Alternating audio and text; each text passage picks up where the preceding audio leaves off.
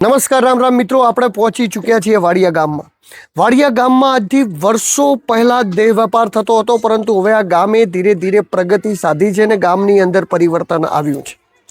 પરંતુ આજે આપણે ગામની અંદર એટલે આવ્યા છે કે ગામની અસ્મિતાને નુકસાન પહોંચે એવી એક મૂવી બનવા જઈ રહી છે ને જે મૂવીનું નામ છે શક્તિ.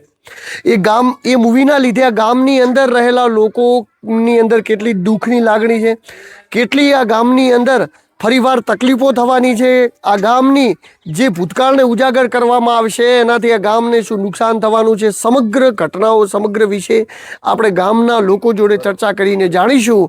તો આ વિડીયોની અંદર બનેલા રહેજો, કારણ કે આજનો વિડીયો ખૂબ જ ઇન્ટરેસ્ટિંગ થવાનો છે. તો નમસ્કાર મિત્રો, આપણે છીએ અત્યારે વાડિયા ગામની અંદર. આપણી સાથે જોડાઈ ચૂક્યા છીએ રમેશભાઈ. હું અને શારદાબેન આવ્યા હતા અહીંયા વાડિયા ગામની અંદર. આ રમેશભાઈ સતત ઘણા બધા વર્ષોથી આ ગામની અંદર દેહ વેપાર ન થાય એ માટેની ઝુંબેશ એવો સતત ચલાવતા રહ્યા છે, અને આજે એ જ બાબતે એમના જોડે આપણે વાતચીત કરવાના છીએ. અલગ અલગ ટોપિક ઉપર વાતચીત કરવાના છીએ. હાલની ગામની પરિસ્થિતિ શું છે, પહેલાં ગામની પરિસ્થિતિ શું હતી, અને જે શક્તિ મૂવી આવી એ મૂવીથી ગામની લાગણીઓ કેમ દુભાઈ છે, એ દરેક વિષય ઉપર આપણે વાતચીત કરીશું. એટલે આ વિડીયોની અંદર બનેલા રહેજો. તો રમેશભાઈ, આપણું મારી ચેનલની અંદર સ્વાગત છે. આપણે વાતચીત કરીએ તો જે આ શક્તિ મૂવી બની રહી છે એ મૂવીની અંદર એવું કયા આપત્તિજનક ચિત્રો છે જેના લીધે ગામવાસીઓની કે ગામ લોકોની લાગણી દુભાઈ છે?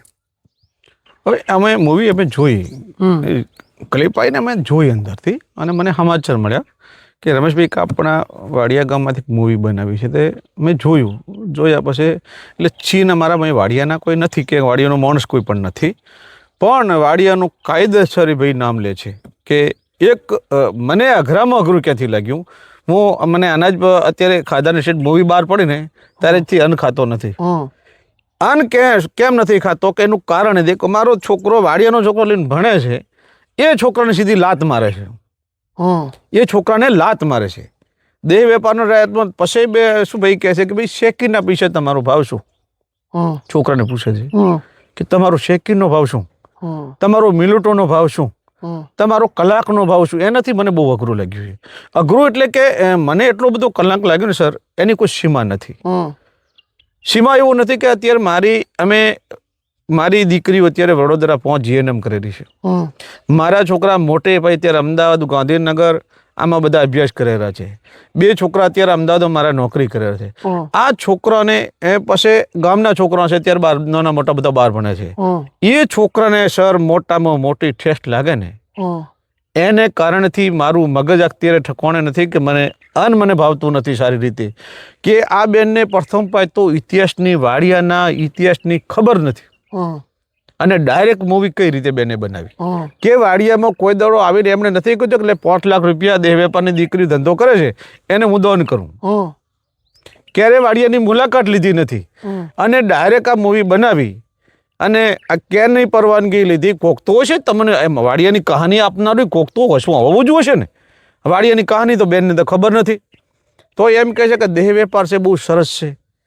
દેહ વેપાર છે એટલે કે ભાઈ આ તો ગરીબ લોકો છે, દેહ વેપાર છે એટલે એને મજબૂરીને લીધે ધંધો કરે છે.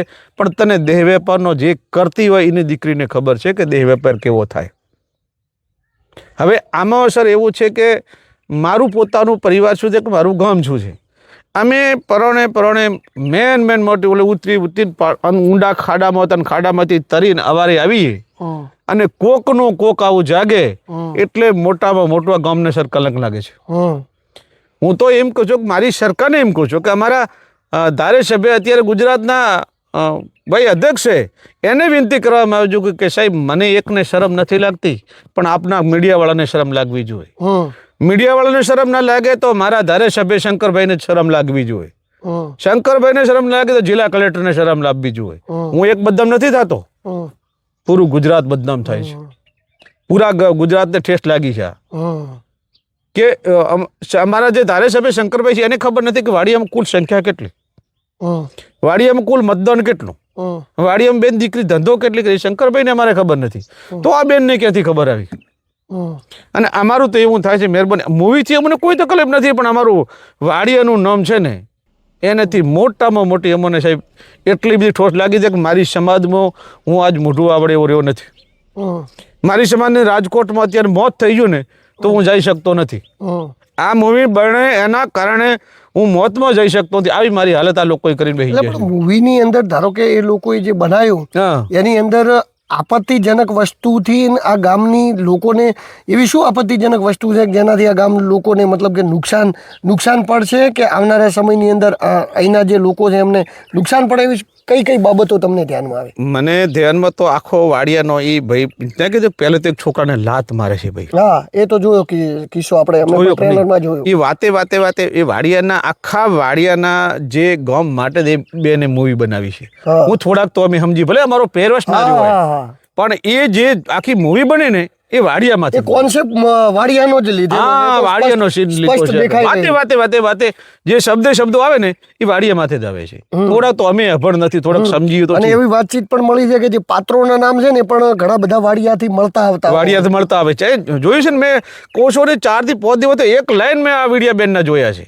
એટલે મેં થોડું મગજમાં ઉતર્યું કે 100% બેને વાડિયામાંથી મૂવી બનાવી એમ. એટલે એ મૂવીથી ગામને આવનારા સમયમાં નુકસાન શું થશે? અરે મોટું બધું નુકસાન છે સર. હું એમ કહું છું કે હું મોતમાં જઈ શકતો નથી હા. કે મારું વાડિયા આ ધંધો કરે છે પણ બીજા પાછળ તો કામ નથી કરતા. હા, હા, હું વાડિયાનો આગેવાન છું હા, તો મોત એ વિડિયા બધા નહીં ફરતા જોતા નહીં, વાલા વાડિયાના છોકરાને લાત મારે છે. હા, મારો છોકરો અત્યારે 12મું ઇંગ્લિશ મીડિયમમાં ભણે છે, રડે છે હા, કે પપ્પા અમે ક્યાં જઈએ? હા, પપ્પા મને રૂમ ભાડું અમદાવાદમાં નથી મળતા. હા, આધાર કાર્ડ છે, એક ચૂંટણી કાર્ડ છે, એક રેશન કાર્ડ પાછળ વાડિયા છે. હા. તો એ છોકરાની દશા અમારી કેવી થઈ એમ. અચ્છા, એટલે ગામને મૂવીના લીધે સમગ્ર જગ્યાએ ખોટી રીતે બદનામ થઈ જાય, જેથી આ ગામના લોકોને જે દ્રષ્ટિથી જોવા આવે છે એનાથી પણ ઘৃણાની દ્રષ્ટિથી જોવા આવે. મજૂરી નહીં લઈ જાય કોઈ મજૂરી નહીં લે. સર. મજૂરી લઈ જાય તો હું તમને ઇન્સ્ટા પર લખી આપું. હા, મારામાંથી ફોન આવે છે કે ભાઈનો રાજકોટથી ફોન આવ્યો. હા, એટલે તું કે ભાઈ કે સત્યવાદી ક્યાં છે કે હા, કેમ શું છું ભાઈ? હા, તમે મારી ખેતી જો, મારું પશુપાલન જો, મારો દેદાર જો, મારો ડોળ જો, મારા પહાડે અનુભવ તમે કરી લ્યો કે રમેશભાઈ શું છે એમ. હા, એટલે તને ક્યાંથી કે ભાઈ આ મૂવીમાં મેં જોઈ રહી છે ને હા, આ બેન કે ડાયરેક્ટ વાડિયાનું કે નામ લે છે ને, હા, અને તમે પાછળથી કે ભાષણમાં આવી રીતે બોલી રહ્યા છો એટલે મને પાછળથી ધમકીઓ મળે છે. હવે ક્યાં જવાનું મારે કહો? હા. અચ્છા, એટલે મૂવીનો તમે વિરોધ કર્યો છે? હા, મૂવીનો વિરોધ કર્યો એટલે જ મને એટલે તમને ધમકીઓ ધમકીઓ મળે. મળવા હા, ધમકીઓ મળે કાયદેસર.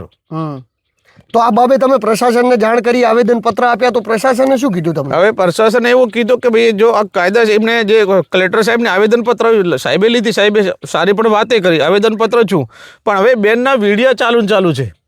ઘડીક અવાજ ડિલીટ મારી દે અને ઘડીક અવાજ ને ખોલી દે. હવે કાયદેસર જો કાઢે તો આખું નામ મૂવીમાંથી કાઢી નાખે, અને ના કાઢે તો પછી અવાજ દબાવવાનો એનો મતલબ શું? અને એ ભાઈ એવું કહે છે, હું તો અમારા અત્યારે હાલ વિધાનસભા ચાલે છે, મુખ્યમંત્રી સાહેબને એ વિનંતી કરું છું કે મારા અધ્યક્ષ સાહેબને એમ કરું છું, એ ભાઈને અમને વિશ્વાસ નથી. ભાઈ એમ કહે છે કે મને સરકારે પરવાનગી આપી છે, પરિપત્ર છે મારા ભાઈ. અમે કોઈક શું વાત કરવા જાય ને તો અમને બિયાડે છે કે મને સરકારે ભાઈ વાડિયાને મૂવી બનાવવાનો ઓર્ડર કર્યો છે, હુકમ કર્યો છે. હા, પણ વાડિયાની મૂવી તો જો બનાવવાની હોય કે વાડિયાની વાતચીત કરવાની, તો વાડિયાની અંદર જે તે સમયથી લઈને આજ દિવસ સુધી કેટલો પરિવર્તન આવ્યા, શું આવ્યા, એ રિયલિસ્ટિક વસ્તુઓ તમે બતાવો તો મૂવી બનાવવાનો મતલબ રહે છે ને. આ રીતે ગામનું નામ ઉછાળશે સમગ્ર ગુજરાત કે સમગ્ર જગ્યાએ, તો ગામનું નામ બદનામ થશે, તો ક્યાંક ને ક્યાંક વાડિયાના લોકોને પણ લોકો અલગ દ્રષ્ટિએ જોતા થશે ને. આજે સર જોતા આવતા હતા નામ જે મૂવી બનાવતો બહુ બધો જોવા મળ્યો. મેં કીધું કે મને દૂરથી ફોન ચાલુ થઈ ગયા, અને એવી કોમેન્ટો મારી એવી ખરાબ લખે છે ભાઈઓ. આ મૂવી બનાવતો સર જે મારે જીવવું હતું ને 5-2-4 વાર, એ આ લોકો મને જીવવા દે એમ ત્યાં મૂવીને કારણે કે અંદર તમે જે હવે તમારી ચેનલ છે, તમારી ચેનલ અંદર કે કેટલી કોમેન્ટો ખરાબ લખેલા છે, બરોબર છે. તો તમારા વાડિયાને સુધારવાનો પ્રયત્ન ક્યાં? અમારી એક તો સાપ ખરાબ હતી જ, અને આ મૂવી બનાવતો અમારી એટલી બધી સાહેબ સાપ ખરાબ કરી છે ને, આની કોઈ સીમા નથી. જો મહેરબાની કરીને અમે હાથાજોડી સરકાર પૂરા આગળ કરી છે ને આખા તમામ મીડિયા આગળ કે મૂવી ચાલશે ને તો જોન જશે તો અમારી કબૂલ છે, અને મોટામાં મોટું આંદોલન ગાંધીનગર ને ઓગણે થશે. બાકી લડાઈ લડી લેવાની તૈયારી પાકી મૂવી રિલીઝ થશે તો અરે પછી કે છે ને કહેવત છે કે છેડે ગયા તો છોડેગા નહીં તને. હા, છેડે ગયા તો છોડેગા નહીં. પછી ઘર વેચી જાય ભલે મરવાનું થાય પણ તને બેન ને મૂકશું નહીં, આ નક્કી ફાઇનલ. અને મૂવી બનાવી તો અમે તમને આખો વાડિયાનો ઇતિહાસ આપો જ ને કે બેન તમે આમાંથી બનાવો. અમને કોઈ તકલીફ નથી. મારા છોકરા અત્યારે તમે અત્યારે 50 છોકરા આપો, દત્તક લઈ જાઓ. દત્તક ડેડે અભ્યાસ કરાવો, ભણાવો, ખવડાવો, પીરાવો, તો જ તમે આ વાડીઓનું નામ રોશન કરી શકો. આ તો જે ચાલતું હતું, અત્યારે VSM સંસ્થા કામ કરે છે વાડિયામાં. અત્યારે 40 થી 50 છોકરા ત્યાં આગળ ભણેલા છે. એ બેનના મિત્તલબેનને જ ફોન આવે છે કે રમેશભાઈ કેમ આવું થાય છે. આપણે એક આ ભૂસવાનું કરીએ છીએ ને આવું વધે છે, તો આનું કારણ શું છે સમજાતું નથી. એટલે મારે જાવું તો જાવું ક્યાં? ચલો, વાતચીત અહીંયા આવીને અટકી છે કે મૂવી જે બની છે એ મૂવીને ખોટી રીતે પ્રદર્શિત કરવામાં આવી છે, ગામનું નામ ઉપયોગ કરવામાં આવ્યું છે, ત્યારબાદ ગામની અન્ય બધી સ્ત્રીઓ જે છે એમના પણ નામના ઉપયોગ કરવામાં આવ્યા છે. એટલે આ મુદ્દે સતત આંદોલન ચાલુ રહેશે અને જો મૂવી રિલીઝ થશે તો આ બાબતે આંદોલન પણ કરવામાં આવશે અને એવું આ રમેશભાઈનું કહેવું છે.